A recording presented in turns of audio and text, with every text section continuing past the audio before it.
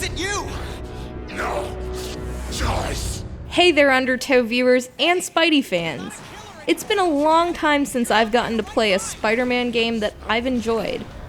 I mean, the last one I played was Spider-Man 3 for GameCube, and I can't say I enjoyed that one, but I still go back and rock a little Spider-Man 2 every now and then. Now, what always appealed to me about these games, other than my love for Marvel, was the fighting styles that they have Spider-Man using with his web-slinging abilities.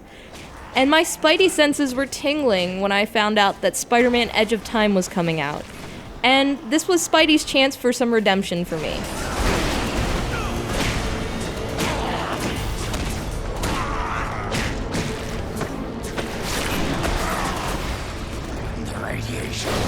Now, in Edge of Time, you start out in some crazy sequence, and throughout the game are going back and forth as either future Spidey, aka Miguel O'Hara, or the amazing Spider-Man, the man, the myth, the legend, Peter Parker.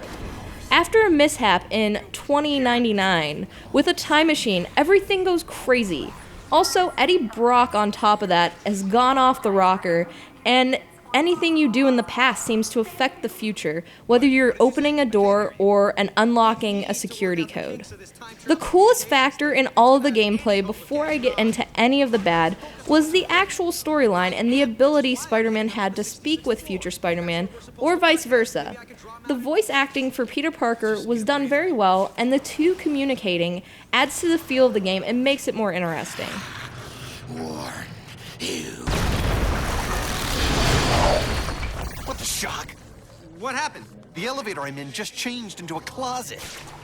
Brock just tried to kill me with an elevator. Weird coincidence. The actual gameplay is very short in the game. It was only a few hours long, which was the bad side. But I feel that you can still replay this game a few times and play other modes in it, such as challenge mode, to make up for that. Combat in this game was easy to get the hang of, and you could very easily button mash your way to success in certain situations. However, there are really spectacular graphics in the combat as far as the ability to slow time and use other special abilities against your opponents. I also enjoyed the use of your Y button when you wanted to throw some badass web attacks at the enemies. Generally, your enemies are cyborg-looking guys who want to shoot at you, so it's also best to shoot some quick web shots at them as well while you're taking out the other people in the mob you're currently fighting. Boss fights get pretty repetitive also in this game, as well as wandering around collecting keys off your enemies you fight to open the next door you need to go through. Now, the movement of Spider-Man with the Xbox controller kind of bugged me. I think there should have been a way to invert or not invert it if you wanted to, but going into the options in the game, you'll notice it doesn't have a way for you to do so. I feel that would have made climbing on the walls and the fall sequences a bit less frustrating.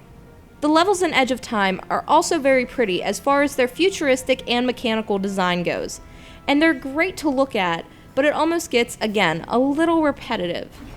This was a feeling I didn't enjoy too much, as I kind of was hoping for more iconic Spider-Man places to be in this game, but the levels didn't stop me from enjoying this.